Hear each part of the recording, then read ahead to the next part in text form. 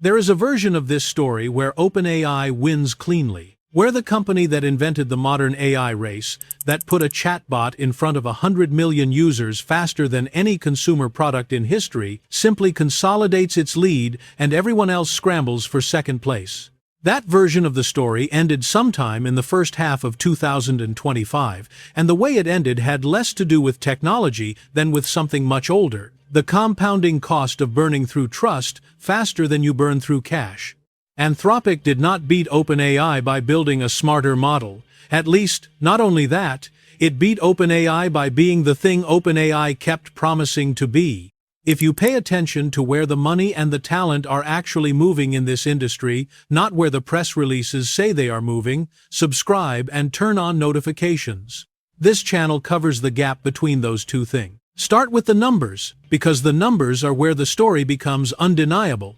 In early 2025, OpenAI closed a funding round that valued the company at $300 billion. $300 billion for a company that, according to reporting by The Information, was on track to lose somewhere between $5 and $7 billion in operating costs that same year, even as revenue was growing. The valuation was not a prediction of profits. It was a bet on inevitability, on the idea that OpenAI was simply too central to the future of artificial intelligence for the future to happen without it. That bet had one critical vulnerability. It required OpenAI to keep acting like a company worth trusting with the future. It did not manage that. The story of how Anthropic exploited that vulnerability is not dramatic in the way that tech collapses usually are. There was no single scandal, no product failure, no fraud. What happened instead was a slow accumulation of decisions at OpenAI, each defensible in isolation, that collectively produced a picture of an organization whose public identity and internal reality had become irreconcilable. And every time that gap became visible, Anthropic was already standing in the space it created. To understand why this worked, you have to go back to November 2023. The board of OpenAI fires Sam Altman on a Friday. Within 72 hours, he is back. The board members who fired him are gone. And what you are left with is a company whose nominal governance structure, the non-profit board that was supposed to be the last line of defense between commercial pressure and the mission, had just demonstrated in real time that it had no actual power. The episode was covered mostly as a drama, as a palace coup that failed. What it actually was a proof of concept for Anthropic's entire marketing strategy. Anthropic was founded in 2021 by Dario Amodei, Daniela Amodei, and several other former OpenAI researchers who had left, they said, over disagreements about safety and the pace of commercialization. At the time, that framing was easy to dismiss. The AI industry was full of people claiming ethical high ground while raising money. But the November 2023 episode at OpenAI gave the Amodei argument a case study. Here was the company that claimed to be building artificial general intelligence for the benefit of humanity, and its governance had just collapsed in a weekend over internal politics. The non-profit shell that was supposed to keep the commercial incentives in check had been effectively neutralized by those same commercial incentives, and the CEO was back in his seat because Microsoft, which had committed $10 billion to the enterprise, needed him there. That is a hard thing to unsee if you are an enterprise customer trying to decide where to anchor your AI infrastructure for the next decade. Anthropic understood this, and it did not need to say it loudly. What it did instead was consistently, almost boringly, show up as the alternative. Claude 3, released in March 2024, was the first moment the industry broadly acknowledged that Anthropic had closed the performance gap with GPT-4. Anthropic did not announce this by attacking OpenAI. It published benchmark results. The technology press did the rest. The framing that emerged, not entirely unfair, was that the safety-focused company had built the model that actually worked better on the tasks that enterprises cared about: long documents, nuanced instruction following, reduced hallucination rates on high-stakes queries. Claude was, in the language of the procurement conversation, the responsible choice that was also the better choice. That combination is hard to compete against. Here is where the timing becomes almost surgical. In the same months that Claude 3 was gaining enterprise traction, OpenAI was navigating a cascade of departures that it could not easily explain away. Ilya Sutskever, co-founder and chief scientist, announced in May 2024 that he was leaving the company. Jan Leike, who had headed the super-alignment team, the group tasked with ensuring long-term AI safety, left the same week and was not quiet about his reasons. He posted on social media that safety culture and processes had taken a back seat to product development at OpenAI. That is not a private internal memo. That is the head of your safety division telling the world, in public, that safety was not actually the priority. For a company whose entire valuation rested partly on the premise that it could be trusted to build powerful AI responsibly, this was not a communications problem.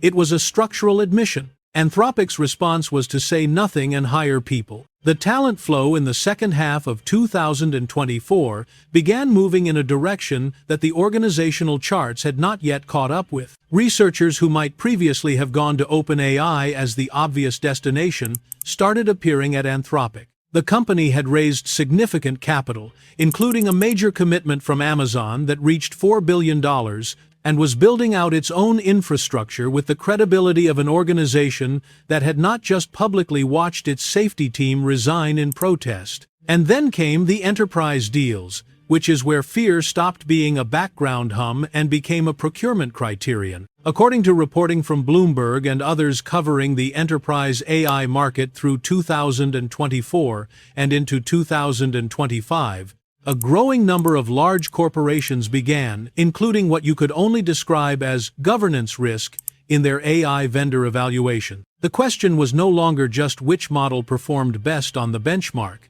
It was which vendor would still have a coherent organizational identity in 3 years. Which company had a governance structure that would not implode over a long weekend? Which CEO was not simultaneously trying to build a for-profit empire while serving as the public face of existential risk prevention? OpenAI had answers to all of these questions. The answers were not reassuring. In late 2024, OpenAI announced its conversion from a capped profit structure to a fully for-profit public benefit corporation, a restructuring that had been in discussion for months and that required, among other things, renegotiating its relationship with the nonprofit board that still nominally controlled it. The valuation implications were significant, and the company needed the conversion to happen cleanly to unlock certain funding arrangements and to proceed toward a potential public offering. What it looked like from the outside was a company in the process of completing, formally and legally, the transformation that the November 2023 episode had previewed, the final subordination of the mission to the capital structure. Anthropic had no equivalent story to manage,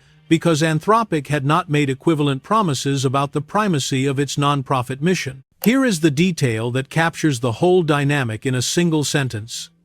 Anthropic's primary selling point in 2025 was essentially that it had not done the things OpenAI had done. That is an extraordinary competitive position. You do not usually win market share by being the company that avoided the scandals of the market leader. You win by building a better product. Anthropic managed to do both, and the combination produced something the funding rounds were beginning to confirm. In March 2025, Anthropic raised a round that valued the company at $61.5 billion. 12 months earlier, that number would have seemed aspirational to the point of fiction for a company founded 4 years prior. It was not fiction. It reflected a concrete shift in where sophisticated capital thought the durable enterprise AI relationship was going to land. The Amazon infrastructure commitment, the Google investment, the enterprise contract momentum, all of it pointed in the same direction. What OpenAI had that Anthropic did not was consumer scale. ChatGPT remained one of the most visited websites in the world. The consumer brand was genuinely dominant in a way that Claude was not. But enterprise revenue, the kind of revenue that comes with multi-year contracts and procurement cycles and security reviews and legal sign-offs, does not follow consumer brand. It follows institutional trust. And institutional trust, once damaged by a series of visible governance failures, does not recover on the same timeline that a press release can be issued. The question that the next 12 to 18 months will answer is whether OpenAI's restructuring, if it completes cleanly, resets the trust clock for enterprise buyers. The company filed documents with Delaware courts in late 2024 related to its corporate conversion, and negotiations with the California Attorney General's office over the nonprofit asset question were ongoing into 2025. Every month that process stays complicated is another month of enterprise procurement cycles that Anthropic gets to run without the distraction. There is also a product dimension that is not yet resolved. Claude 3.5 and the subsequent iterations that Anthropic released through 2024 and into 2025 kept pace with OpenAI's releases in a way that earlier versions of Claude had not. The gap that OpenAI once had on raw capability benchmarks had narrowed to the point where it was no longer a decisive procurement argument for enterprise buyers. When performance is roughly equivalent and one vendor comes with a cleaner governance story, the governance story wins. Every time. So here is the question worth sitting with. OpenAI's path to a public offering, which is the financial event that would allow its early investors to exit and would crystallize the $300 billion valuation into something tradable, depends on demonstrating stable, growing enterprise revenue. But the enterprise segment is exactly where Anthropic has been most effectively competing. If that competition continues to erode OpenAI's enterprise base through 2025 and into 2026, the IPO story becomes harder to tell to public market investors, who will actually read the S1 and ask where the durable revenue comes from. The for-profit conversion was supposed to solve this by clarifying the capital structure and enabling a cleaner path to public markets. What it may have actually done is remove the last piece of organizational ambiguity that made OpenAI feel like something other than a very expensive technology company, competing in a market where it no longer has a monopoly on either capability or credibility. Anthropic did not destroy OpenAI.